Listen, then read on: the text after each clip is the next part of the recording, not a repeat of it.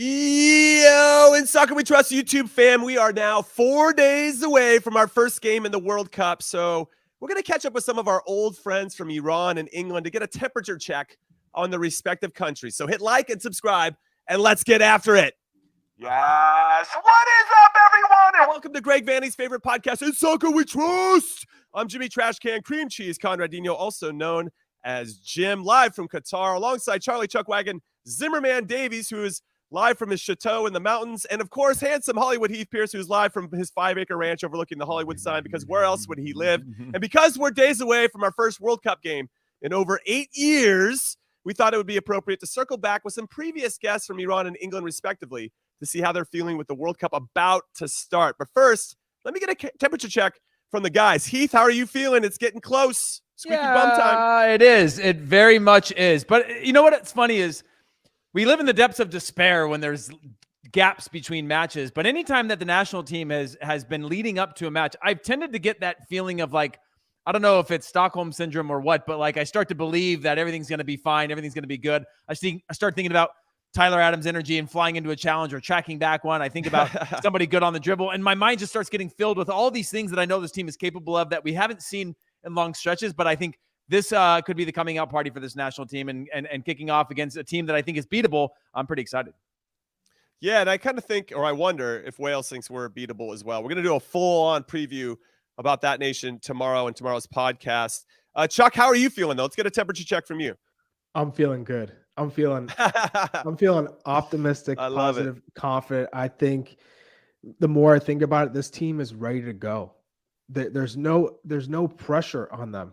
They're just hungry to go out and succeed and get this country excited about the sport. So I'm jumping on that bandwagon of just, we're getting out of the group. We're destined for a big tournament and a lot of surprises. I think with the performances in terms of getting us out of the group, and that those magical like watch parties where everyone's just going nuts. I just had that vision. I'm here for it. I'm all about this positivity, and hopefully that our players and the soccer gods are listening so they can carry that onto the field. All right. Before we continue on with our talk about Group B overall in the U.S. men's national team, we got to bring on my favorite Iranian who lives in Scotland, Arya Allahverdi from Golbezan. You got to drop him a follow at GOLBEZAN for any updates about the Iranian national team. He has been doing some fantastic work. It's a great podcast, and we highly encourage everybody to check it out, especially leading up to the game. Maybe we can get some insights and send it over to Greg Berhalter. But we're going to bring on Arya right now to get some insight on what's happening with Iran, how he's feeling, because we had him on 5 or 6 months ago. And Arya, great to see you. And I think you were relatively confident that you could get a result not only against us, but potentially get out of the group. You have one of the oldest teams, if not the oldest team, at least in our group. It may be the whole tournament. And I think that experience will matter. And actually, the last time we spoke, Skocic was still your coach. And now you have an old familiar face in Carlos Queiroz. Let's start there. What do you think about the managerial change so close to a World Cup? And do you think that's going to improve your team's chances? First of all, thanks again for bringing me back on the podcast. I really appreciate it. Good pleasure. It was, I think I needed change to bring Carlos Queiroz back to this national team. You know, he was our coach in the last 2 World Cups. And, the previous coach, Skocic, he wasn't really doing the business for us in terms of performances. So it was time for a change. And obviously it came a little bit late, as you mentioned, a few months to go to the World Cup. But we had 2 good friendly matches against Uruguay and Senegal. We performed really well, beat Uruguay 1-0, drew 1-1 against Senegal. We recently lost a friendly game against Tunisia, but that was like everyone had like 45 minutes to play in that game. Mm-hmm. So ultimately, I think the team is well prepared now and looking ready for the World Cup. Hey, Arya, I got a question for you. And great to see you again, that handsome mug and that beautiful, beautiful accent you have. But obviously we've seen just turmoil around the world. And Iran, as a country, is going through a lot right now. Is there an increased pressure on the players? Do you think that's a motivating factor? Is there any, it just seems like a very difficult time to be an Iranian national team player heading into a World Cup. Yeah, I mean, look, I know you guys are very excited. I saw how excited you guys are. For us, Iranians, it's not as much as it maybe was 6 months ago, for example. A lot has changed now. Of course, I'm sure you guys have been up to date with the news of the killing of Masa Amini, and then it's been, I think, over a month now since that has happened. And there's been a lot of protests around the world. There's going to be protests out in Qatar. People are upset with the players. They haven't fully, in my opinion, shown the level of support for, let's say, the protest that we would have liked to have seen. Some of the players have, for sure. Not saying that for everyone. A few players that have maybe are either retired or living abroad. And I completely understand that, yes, there's that maybe they fear for their security, for their families. I understand that, but ultimately they are playing for this national team, for the country. So there is an expectation that they, with being celebrities. I mean, Iranian footballers are massive celebrities in the country. They have a level of responsibility to address wider issues, which we feel like they haven't done as much as maybe they should have done. So I'm interested to see how they do in the World Cup with this, and what kind of support they show with regards to the pressure. As I said, they performed really well in their friendly matches that I was at in Vienna. They looked really good against Uruguay. So I don't know how much it's going to play into the footballing aspect. Carlos Queiroz is a guy who will prepare his team to do really well and defend and be very compact and not concede goals. So I think from the footballing aspect, I don't see it to be too much of a pressure, but I think for sure the players are under pressure outside of the pitch to show support. Well, there's clearly a distraction, and maybe inner turmoil in terms of the squad, because some guys want to be more, I think, vocal with supporting Iranians in general versus I'm going to be quiet. I don't want to take that risk. I don't want to put my family in jeopardy. Given that, how has your optimism changed? Because I know watching them play against Uruguay, and I think you yourself probably felt we have a really good chance to get out of this group if we play well. What's going to be the deciding factor heading into this first game? Are you putting all your hopes on one player, or is it a few players, or how are you feeling? How's your mood changed considering that there's a lot of factors that are bigger than the game, right? And sports can play a big role in activism. And we've seen that in America throughout time. So how could this Iranian team potentially turn things around and start, performing well so that the country can rally around this group? And Arya, real quick on that, was there any big snubs as well, just for the wider U.S. audience? Was there any snubs or any players that were surprise omissions in the squad? No, I wouldn't say there was any kind of big omissions. There were some players who were injured. Syed Manesh, who plays for Hull City, got an injury a couple months ago and he's still recovering. I wouldn't say there were any big snubs. No, I wouldn't say so. I mean, there were a couple of players like Zahedi, who plays in Hungarian football. He's a good player. I don't think he would have played for the national team. Other than that, no, not really. Maybe a couple of young players, but nothing major. To answer your question, though, Charlie, I think ultimately this first game against England is going to be a massive game for us because it's the first game. It's the strongest team in the group. If we can perform well, then we go into that next game against Wales with a point, or for example, if we get a draw. But I think ultimately England are going to be favourites. So I think this team, from a footballing aspect, has to show a level of organization, a level of how do I say it? They need to be almost very stubborn with the way they play. You need to defend with a lot of forgetting about the attacking part of the game to some extent and just being fully defensive unit for 90 minutes. And I think they will try to do that. Carlos Queiroz is that kind of coach where he will give away the attacking emphasis to make sure he doesn't concede goals. In terms of how they can get the fans back on their side, it's one of those things where it's kind of like a lose-lose situation, isn't it? The way it's going just now. Whether they show some kind of support or solidarity during the national anthem, like we've seen with in the US with taking black, a knee. Taking a knee, with black players taking a knee, raising their fists, all these kind of things. I highly doubt they'll do that. They might not sing the national anthem. That's probably the biggest extent that they'll go. But we'll see. I think it's gonna be a roller coaster for sure. So Arya, tell us about Sardar Azmoun, who just got named to the team a few days ago. I know that he had a calf injury in October. 27-year-old plays for Bayer Leverkusen.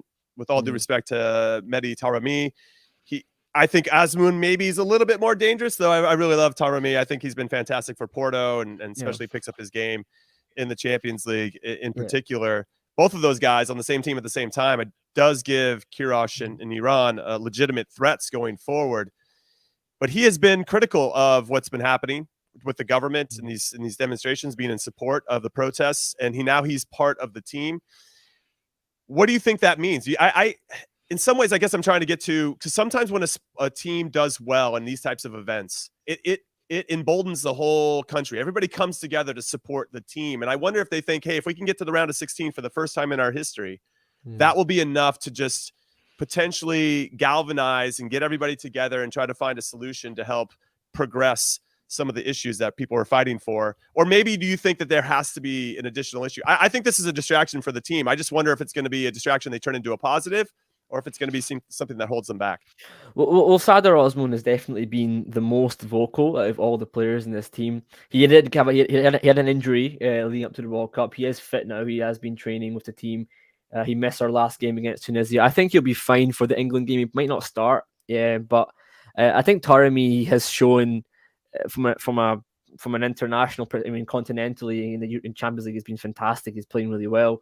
So I think he's going to be our kind of go-to guy in terms of creativity and scoring goals. But Azmoun, of course, is our target man, he's a striker, so he's going to be very important in the World Cup for sure. But I think overall, Osman's being vocal and all these kind of things, he's always been a bit of a rebel anyway. He's always been one of those guys who doesn't listen to authority, doesn't take in people's telling him what to do. So I think, again, I'm looking for this team to perform well, of course. Whether that's going to mean that going forward it's going to be beneficial for the country. I mean, again, as I said, people in Iran are not really worried about football just now. So I don't know how much, although getting to the second round is a massive achievement for the national team, how much that's going to mean for the people of the country. Honestly, I would be very... I don't think that's going to mean much for them. If I'm being honest with you, I just don't think it's going to mean as much as maybe the players would like it to be. I just don't think that's going to be the case. Interesting.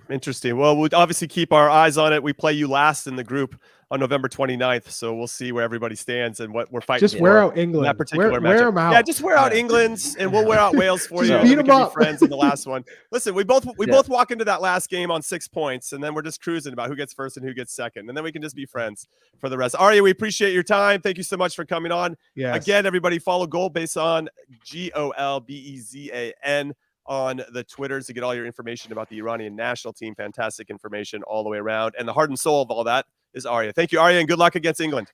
Guys, thanks Appreciate so you, much, Arya. and all the best in the World Cup. But I just want to say, I really hope Iran do win all the games. We'll see what happens. Arya, everybody. All right, we got Arya off, and I could have talked to him. I have a ton of more questions about Iran, but it's time to bring on James Benge. James Benge is part of the CBS Sports family. He's on a ton of podcasts, the House of Champions in particular. Arsenal fan. And he's going to come on and talk about the English national team, who have a plethora of good players. And so it's just a matter of, can Gareth Southgate get it right, James Benge? Can he start the right 11? Because if I remember, when he led England to the 2018 World Cup, it took a 91st minute winner from Harry Kane to beat Tunisia. So maybe they struggle. Maybe there's too much pressure on this. For whatever reason, I feel like England's a little bit more relaxed. And, of course, it's great to see you, Benge. How you doing? It's good to be back, guys. It's good to be back to sow the good vibes about England and the bad vibes about the USMNT. Oh, there's no bad vibes right now. Hey, I do want to say before, give me 11 minutes. You're a great guy, Benge. You're a great guy, but for the next month or so, You're pretty questionable in my book. I just That's gonna say pretty 8 questionable. days, isn't it, until you lot are out of the World Cup? Oh, I mean, I think with England, it maybe has helped that the last few months since Euro 2020 have sort of seen expectations trickle down. As you say, Jimmy, the best 11, I think he knows what his best 11 is. I think the problem is maybe that a lot of people don't like the idea of Harry Maguire at left centre-back. I mean, to an extent, John Stones is fine. They don't like the back three. It looks like... And it may well be that starts against Iran. Did we lose James? No, he's there. He's here. I'm still there. Sorry, it was me. Yeah. Apologies. Yeah, don't like the idea of playing a back three against teams they expect to beat. Those are and kind of often think that the team's a bit handbrakey, a bit slow and a bit underwhelming. But it was at Euro 2020. It was back three. It wasn't always the prettiest. It was at the World Cup. It kind of gets results. So I'm feeling very optimistic about England. Very optimistic indeed. Is it the most optimistic you've been, or is it just sort of being a buildup? Because we're seeing, and it's not really a golden generation as much as it is a new foundation, what I think is for the future of kind of the reversing of the club over country era in England. But is this a peaking moment? Because at a certain point, the pressure is going to be on, right? They're so close. They're right there. Is this the one where it's sort of kind of do or die? I mean, there's times on their side. It feels a bit like this could be the start of, those early years of the Belgian national team. And suddenly those years go really quickly. Right. But I look at the sort of talent in attacking areas, the Fodens, the Sakas, players of that, Bellingham in particular. And this doesn't have to be, this doesn't have to be the tournament where it all clicks. I think it could be. I think with a bit of luck in terms of the path. I mean, obviously, I'm convinced England are going to top the group, but I think then if the rest of the draw breaks right, it could be quite an easy path, especially if Denmark do you a favour against France. So you're just building yourself a nice little easy pathway. I've got it right the way. Senegal's going to be a walk in the park, and France, calling in the favors. Calling in the favors. Mane's out. It's fine. Easy peasy. Yeah, I feel great about it. I'm glad you feel great because it set the bars high, the expectations high. The fans of the U.S., most of them, they're optimistic, but I wouldn't say they're confident. For England, all the pressure's on England. You get to the World Cup semifinals in 2018. You have a great Euros. Now coming into this one, the experience is there. The results heading into it haven't been there. I'd say, if anything, they've started to dip a little bit. So I guess normally you'd say, we're going to use this as a positivity because our heads were in the clouds. So now we're set back to being a hungry, determined English team to finally bring the cup home. But I would say finishing first in this group, it's going to be a difficult road because I think Senegal, if they do get through and they have Sadio Mane back, that's a different Senegal team. You'd play France after that if they were able to beat Mexico or Poland, whoever would come out of Group C. Not easy. It is not easy. So if England do well, who is that player that has to be at his best for England to have this success that you're hoping for? I mean, it's a bit of a boring and obvious answer, but I think it's probably Harry Kane, isn't it?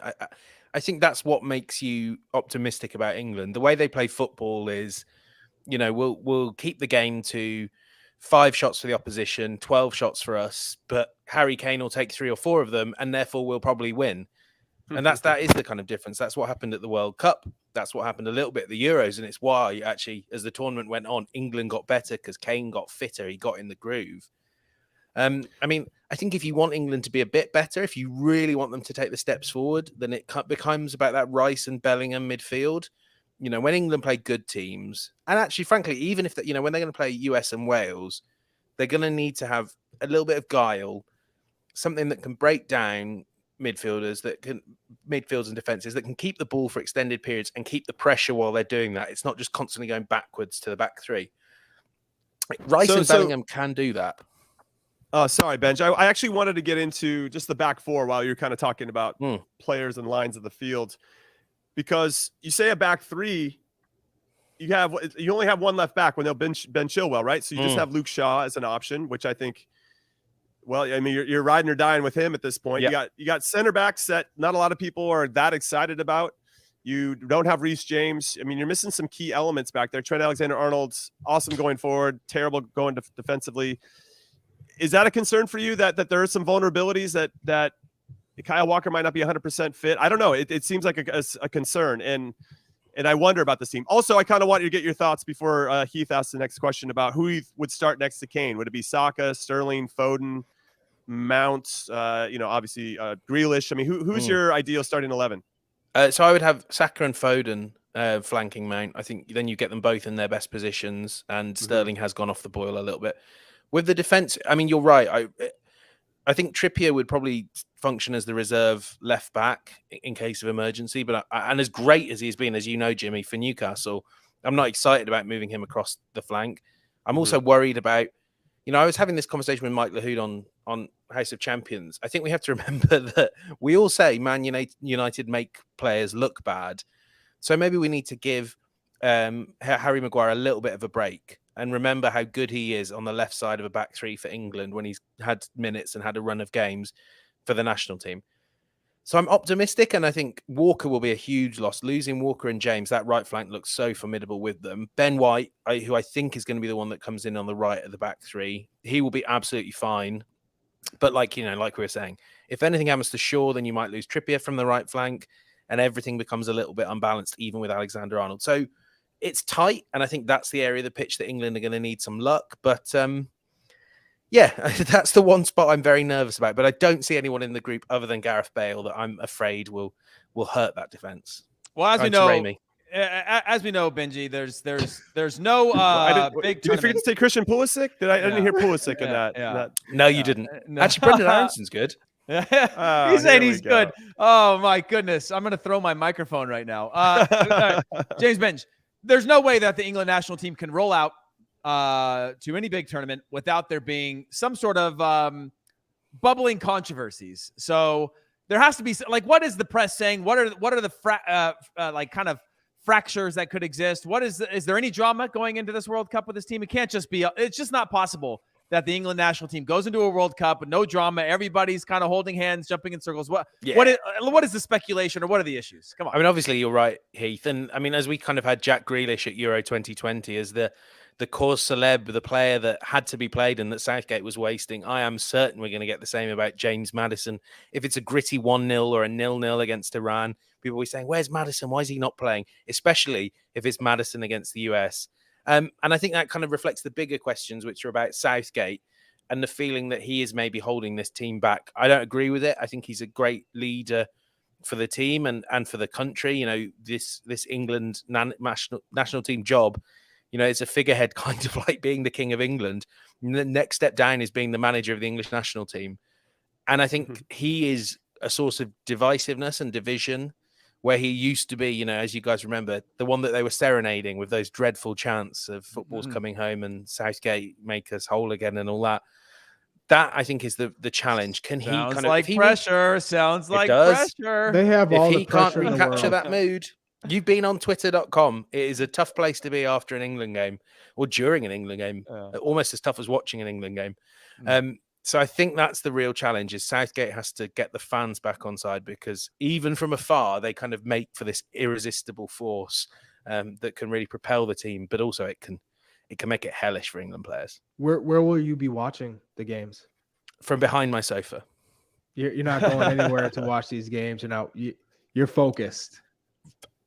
Laser focused. I mean, also working. But I feel like, for English people, there is an awful lot of stress. I mean, not least because every time I've come on this podcast, I've predicted they beat the US 3-0. Anytime I talk to a Welsh person. Yeah, I do. I honestly, I think the US are the team I'm least scared of. You can't come on the show twice, Benge, and disrespect us like this. There's not a player in that squad. It's gonna hurt if it goes the opposite way. That's all I'm saying. And you'll have to get me on the pod if I. We will. We will. Oh, don't worry. We'll have you on speed dial. Dialing, drunk dialing, whatever we need to do, Benge, to get you on. It's gonna be it's gonna be amazing. Well, James Benge, we appreciate you so much. Thank you again for your time. I don't think it's gonna be 3-0 England. We're hoping it's the opposite result. Keep up the good work on CBSSports.com. Drop them a follow on the Twitters as well at James Benge, and make sure you listen to House of Champions, the podcast.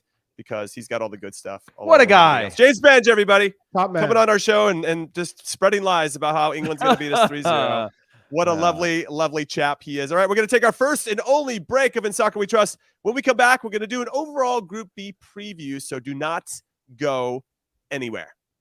Don't stop watching. Christian Pulisic. Outstanding from the American. All skill, all class, and all American at work across the pond. Pulisic finds the net. The UEFA Champions League. Stream Chelsea matches live February on Paramount Plus.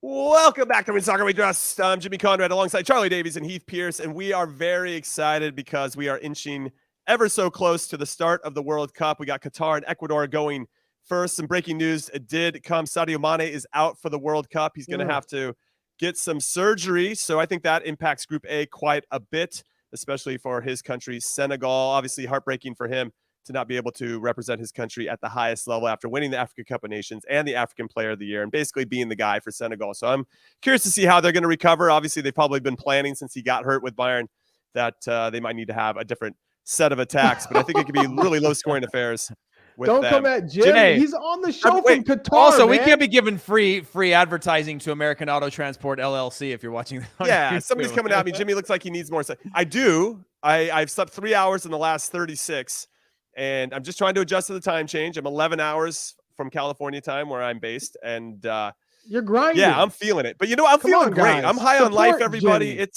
It's been fantastic, and I absolutely love it. He's in a dorm room let's right talk now. about Like, what's up. come on. What's up, Chuck? I said you're in a dorm room. Like, give you Yeah, I some know. support. You know what I mean? You know what? What's funny is that I was supposed to. You should have packed a few crests, Jimmy, because you didn't pack any crests. I didn't pack enough Crest. My toothpaste is Crest as well, so I'm like all in on Crest right now. But I was supposed to initially stay on the kind of the South Bay of Doha, and sure. I'm actually in now we're in the hotel where kind of everybody is, and I have to have a roommate though. And that roommate is none other than U.S. men's national team player Sasha Kleshtin. He's right behind here, actually. I tried to turn it this way so I can be yelling away from him. He's dead asleep right now. He took some melatonin. He's out. He's out. Wow. But we'll get him on. We'll get him on at some point. He's gonna, whether he wants to be on or not, he's gonna come on the show and talk to us. Man, they're honestly really putting you through it, huh? Roommates. Yeah, you know what? I mean, essentially, dorms. it's a dorm room. Is where I was trying to go with this. Yeah. Interesting. Yeah. I very didn't interesting. like. Was that just that happened when you arrived after not sleeping for like a whole day, and they're like, "Hey, by the way." But hey, by the way, you and Sasha Kleshtin. You know what? You have a host family. You have a host family. You have sliding doors. You have sheets. You know what? It's Fire Curtains. Festival over here. Okay. Yeah. All right. Just get off my back. But I'm looking forward to being in the streets. I'm trying to find a trash can for tomorrow night's show where we get a big preview about Wales. Don't you worry. I'm working for it. It's very clean here and hot during the day. Anyway, let's talk about Group B. And I just want to get you guys' thoughts. We've obviously been talking about this for many months since the draw came out. We knew who our opponents were. Charlie, I'll come to you first. Mm-hmm. You seem very positive in this particular episode of In Soccer We Trust. I think Heath and I are both noting how positive you are. That's nice. Usually, I guess you did say England was going to give us a little beating, you know. Yeah, I remember him saying that. I didn't say maybe beating. not those words, but I interpreted it. Don't put words in my mouth here. I interpreted it as a beating. You know what I mean? Like I said, we are better than Wales and Iran. We are better on paper, but that means nothing if they don't execute, if they don't carry out the tactics. And I think with Tim Ream starting against Wales and Heath Gregory Pearce loved how Greg Berhalter mentioned, players who are playing against opponents in the championship. A year ago. That's what I'm talking about. So Tim Ream, who's playing every week in the Premier League for a Fulham team that's done well this season, makes sense to me because he's in form and he's seen these players. And Wales don't have real threats in behind other than Daniel James, but it's pretty predictable with the way he plays. You can anticipate that. And I'm optimistic. I feel good about this group. I think, in talking to a couple of the players, they feel the energy, everyone's upbeat, and I'm with them. I'm riding with them. Okay. Now, is there anything that you've seen from any of the other countries that we're playing? We got Wales first, England second, Iran third. That has made you more confident, less confident, Chuck? I'll come back to you on this, and then I want to hear from Heath. What do you got? I think with Wales, it's going to be very predictable. They're going to try and win the game off of dead balls. I think that plus the counterattack and transition sometimes, but ultimately off of dead balls. Defensively, super strong. We are so much better in the midfield than their midfield. Pound for pound, we are better. It's going to be one in the midfield. If we can control transition and tempo, we beat Wales. So I'm confident that our midfield gets the job done.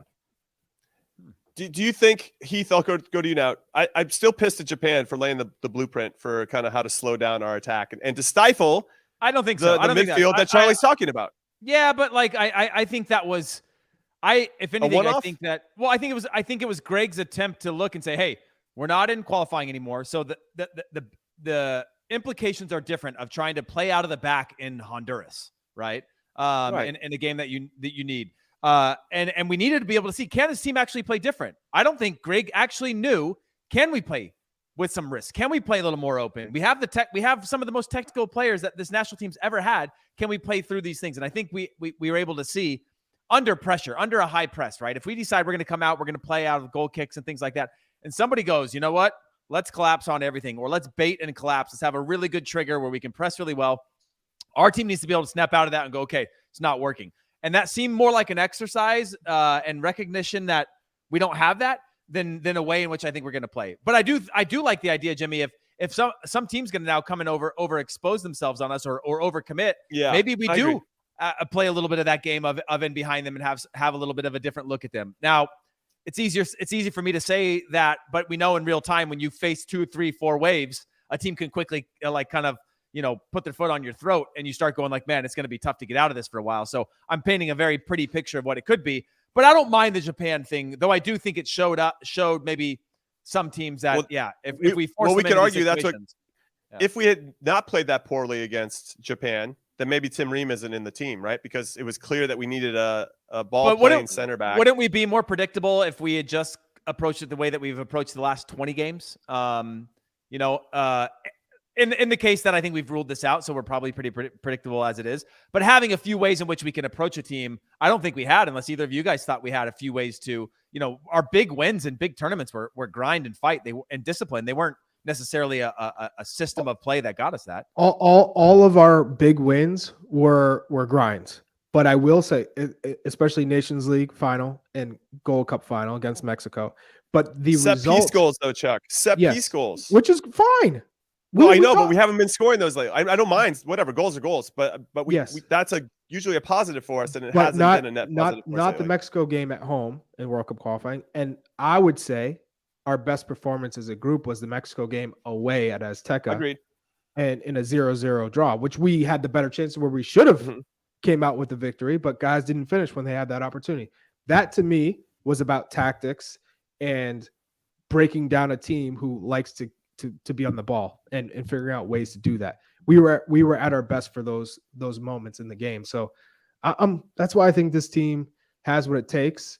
I'm glad they got a whooping from Japan. I'm glad the game against Saudi Arabia was poor too for 2 games to get Greg Berhalter to start thinking a certain way, but also the team to say, hey, yes, you might have qualified for the World Cup and everyone's on the high and great.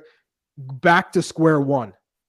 You have to play as a unit. It's not about individuals, and they didn't have some players of course, available for those games. So, key ones, Yunus Musa, Anthony Robinson, and in particular, and Timo Weah. So let's do this. Yeah, no, it's going to be interesting to see. And I mentioned this on HQ before we did this show that if you win the first game in the World Cup group stages, you have over 80% chance of getting into the knockout rounds. If you lose that first game, it drops down to right around 10% for you to get out of your group. So this Wales game, when you look at it through that lens, is incredibly important. Not that we didn't think it wasn't important, but man, that difference is quite staggering. That's a big number. It's staggering. Yeah. I mean, Jimmy, your experience in 2006. I mean, what was it like having to climb out of an opening game, like having to get, Yeah, very similar. We had our own hype going into it, and I'm glad we had Landon Donovan on this week because he referenced the 2006 World Cup and how 2002 he was playing carefree, 2006 he was feeling the pressure, the expectations, And I think that kind of wasn't just isolated to him. I think probably DeMarcus Beasley was feeling it too, because he was carefree and a little bit younger in 2002. And now we not so we had everything to lose, but we didn't have as much to gain because everybody thought we were going to build upon that quarterfinal finish we had in 2002. And when we got slapped around by Czech Republic in down 2-0 at half, and they were excellent. I've talked about them before. One of the best national team performances I've ever seen up close and personal. After that game, Bruce Arena did something he never does, and he threw individual players under the bus, and he named Landon and DeMarcus. And it was so bad, and I think he felt so bad about it. I didn't know because, I'm not in the press conference. We're just going through the mix zone and, feeling sorry for ourselves in the bus. And then we get back and we have a special team meeting right after we land, and he brings us all in and he apologizes to Landon and Bees for those comments. And it just felt like something we're not settled. This just doesn't feel right. And we needed a response to kind of get everybody back on board. Not only the players, but the fans and everybody supporting us. And that 1-1 result against Italy gave us a chance in that last game against Ghana. And the fine margins didn't go our way in that particular one. But after we lost that first game, you knew it was an uphill battle. And you could feel that the momentum was in everybody else's favor in that particular instance. And Italy beat Ghana, I believe, in their first game. So when you have teams with already 3 points and you're looking up, and those are two very good teams. If Czech Republic hadn't lost Jan Koller, the big 6'7" guy, 6'8", that used to play for Borussia Dortmund after 20 minutes in ours, I think they go on to get out of the group, and it would have made it even harder for us. But it was it's heartbreaking because all the preparation that goes into it. And in this particular World Cup, which I find interesting, is that we have 8 years of buildup, right? You have the anger of not qualifying for 18 now bottled up in us, even though these players didn't participate, and only DeAndre Yedlin's the only player that's going to be the carryover. But that's why, by the way, Jimmy, on that, that's why I think the pressure's off for these guys, because the first pressure was to form their own group, form their own bond, get to the World Cup. The pressure was on qualifying, right? Yeah. I don't think the pressure was on anything else. Now I think this might be, and again, I'm really hedging here, but like this might be the time when this team plays wide open, because what's the expectation? It's not like we're not ranked too high. We're coming in sort of like as a beaten and battered, inexperienced, like almost underdog status. Also a little bit of this freedom I'm hoping these players tap into and just play with some of the swag we see these guys play with at the club level, as opposed to the pressures of what I think the timidness that we saw from World Cup matches. I mean, they got smacked in the last two games, so that probably helps. That's true. Yeah, there's quite a few things that they're trying to overcome. Some are micro, some are macro. Yeah. But they just really need to have the swag that Charlie has on a daily basis, because if they have that and don't play timid, then they're going to give themselves a good chance. I do agree with you. Ultimately, the qualifying was kind of the goal to get those 2018 shackles off. But I wonder if this team, to your point about being carefree, Heath, and Charlie, I want you to chime in on this. Now, obviously, the expectations for this group for 2026 are going to be insane and much different than how they're walking into this particular tournament. So maybe this is the time to be free, because that 2026 one is going to be a different beast altogether. I want to know if the U.S. do well in this game against Wales, this initial first game, who is the player? We're winning the World Cup that allows them to have the most success.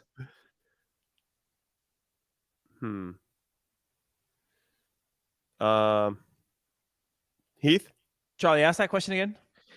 If the U.S. are to have a great result, a 3 points, a win in that first game against Wales, who is the player that is central to that success? Who's the most important player in the match against Wales? Weirdly, and maybe this is the wrong way because I feel like we're stacked the most with attacking quality in our national team, but I still want to go with Matt Turner or a center back having to have the biggest game in terms of knowing when to hold the ball, when to pass the ball, when to lump But the against ball. Wales, you think that's Turner? I still think it's Turner that's going to have to make the big play. I mean, I don't see our national team going and, in a way that Iran would, where they're going to sit really deep, or in a way that England can, where they can play a little more exposed because they've just got high quality players, even though we criticize their back four. I think the U.S. is going to have to make play after play. And we haven't seen a cohesive unit been built out of this. Now we have Ream and Jedi play together, but Ream and Robinson, Ream and Zimmerman, Zimmerman haven't had a connection point. We had Landon Donovan on, and we didn't even say the right back that we would have said, right? When we said Serginho Dest, and he said DeAndre Yedlin because of the defensive liabilities. Like it's a good problem to have, but a problem nonetheless that I think that we're gonna have to make some big defensive plays. And I don't know. What do you think, Charlie? For me, it's Tyler Adams, because in this match, we're talking about the midfield because Serginho Dest is going to bomb forward. Anthony Robinson is going to be bomb forward.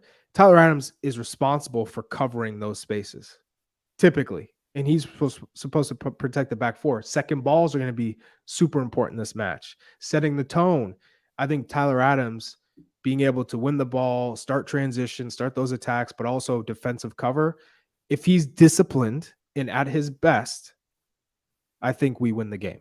And I think for me, that's why he's the most important player on the pitch against Wales.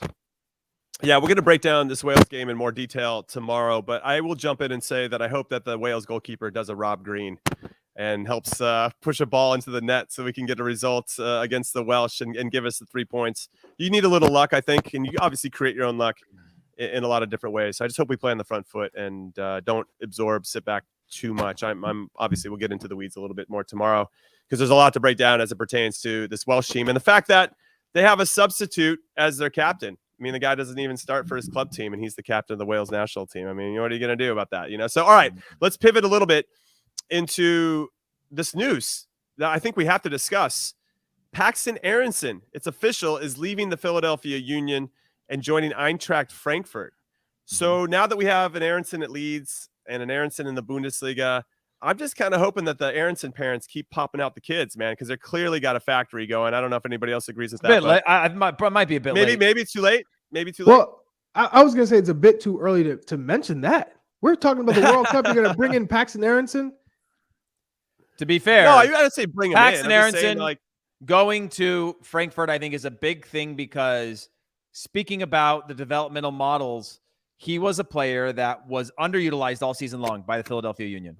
And he was a player that took the matters into his own hands and said, I want to leave. I know Philadelphia Union develops players, but Jim Curtin went for the trophy this year. And even at times when they were up 4-5-0, they weren't playing the young guys, right? And I don't think they wanted to lose him. I don't think he wanted to go, but to be able to now be at that point where he wasn't playing and he can get a move that's going to be, I don't know, $3-4 million with a bunch of upsides, I think is a huge thing for our development. Just obviously a little bit short of getting him into the national team because he hasn't even been a consistent starter yet at the club level. So I hope that leap isn't too big. I know. You think he's trading on the family name a little bit because Brennan obviously got shot out of a cannon once he hit the ground. 100%. Are you guys brothers? He doesn't get that move. He doesn't get that move if Brennan doesn't have success. I don't know. You watch Paxton at the U20s and you can see what's going on with him. Heath, a U20 national team. Let's be real though.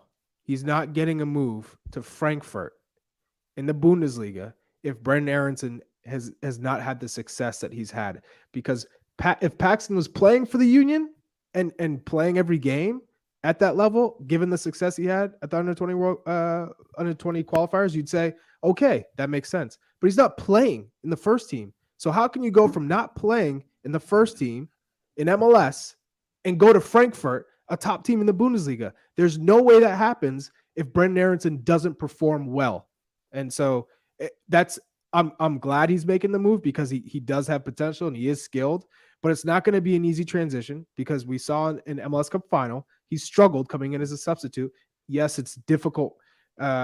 It's a difficult proposition to come into a MLS Cup final against LAFC, but he wasn't ready physically. I thought he was busy. Ready. I thought he was busy. Yeah, listen. All I'll say is that on the throw-in that led to Gareth Bale's goal, Paxton Aaronson gets beat on he should defend infinitely better on a throw-in, and then they allow a cross from Cifuentes that shouldn't, or whoever, it should never have gotten across because they couldn't defend a throw-in with 2 minutes left before they were going to win their first ever MLS Cup.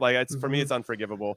But hopefully he learns from it and goes to Eintracht Frankfurt. And Eintracht Frankfurt also, that guy's an attacking midfielder. I don't care, dude. You got to make a play. You got to recognize the situation and make a play. That's the center. Don't trigger me on situational and spatial awareness. I get Heath. Just because you're a striker. I'm not play, dude. Make a play. Come on. Yeah, but I'm not excusing it, but I'm just saying, come on. Okay, you wouldn't say what do that you on the think's pitch. gonna happen? I He's say playing that in the right Europa League now. final with Eintracht, and like he's got to defend, dude. I mean, Yeah. it's just like seeing out the game. That's all you ask him to do. Listen, I'm being super hard on him. I think he's an incredibly talented player, and I think his upside is incredible. His ceiling is super high. And he's more talented than this pinky than I was in my whole body. But in that particular moment, it kind of triggered me that I don't know why he just didn't make the play and kind of see that one out. It's a goddamn throw-in. Anyway, I'm excited for him. I'm excited for the Philadelphia Union. They continue to be one of the best academies and obvious teams in MLS, and I think that's going to continue for a while because they seem to be doing all the right things and investing the money in the right way. So long may that continue. All right, before we call it a show on this one, we want to give a shout out again to Arya and James for coming on and giving us a temperature check on Iran and England, respectively. They both seem, I don't know, Arya seems like there might be a distraction there for Iran. By the time they play their third game, I think it's going to be pretty clear as to what they need to do in that one. I think their focus will be different for us when we roll up to that game on November 29th. As for England, it's clear that James Benge is carrying that stereotypical English arrogance, and I have plenty of time for it because that means we can play carefree and get after it. He's got everything to lose. We got everything to gain. All right, final thought question.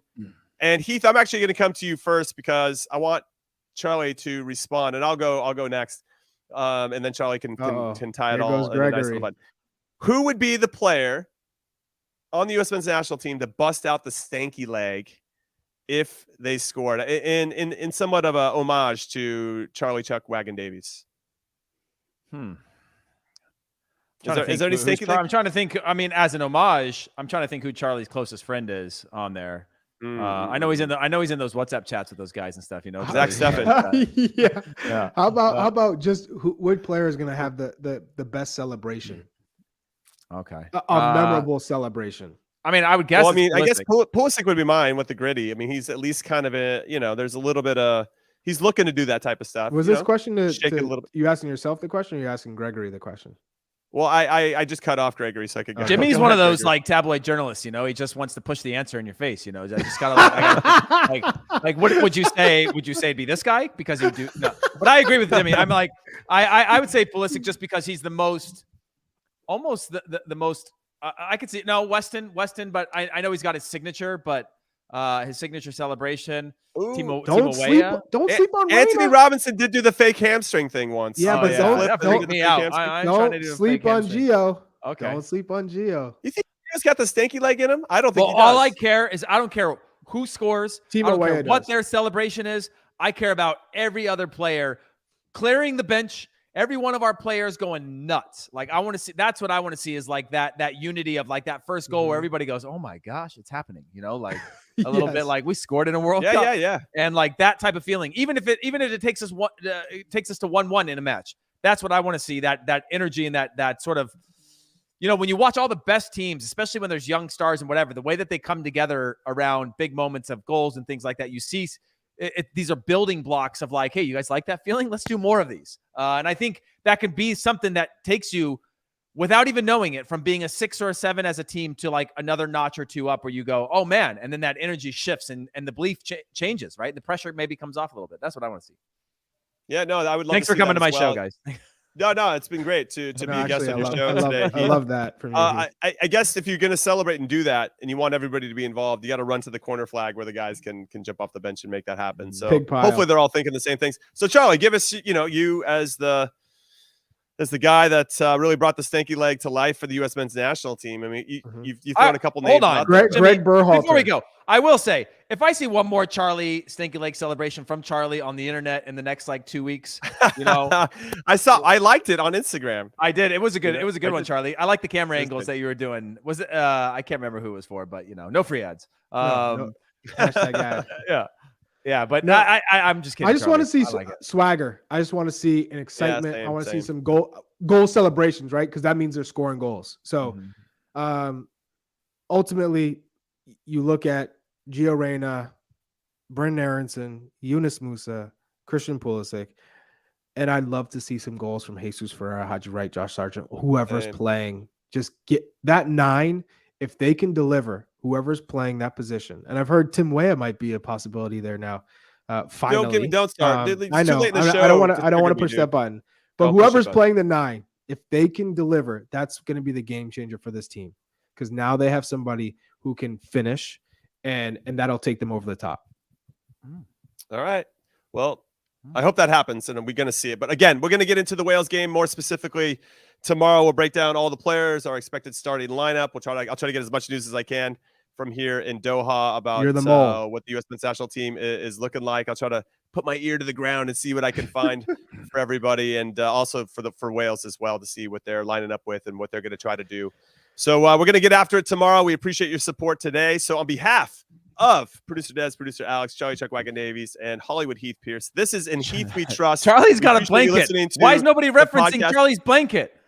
Well, I don't even know what it is. It's like he's wearing the Mexican national team over his shoulders. Yeah. It's a green blanket, and I don't know what's happening. It's got a swoosh on it. That's what he's doing. He's advertising. He's got a swoosh. He's hashtag ad. There's no free ads here. I'm in New England. Remember, it's cold here. I got the blanket. All right, I'm ready. We're moving over to In Charlie We Trust at this point. All right, everybody. Thanks for listening and watching. As always, we appreciate your support, and we will see you tomorrow. Later. Peace.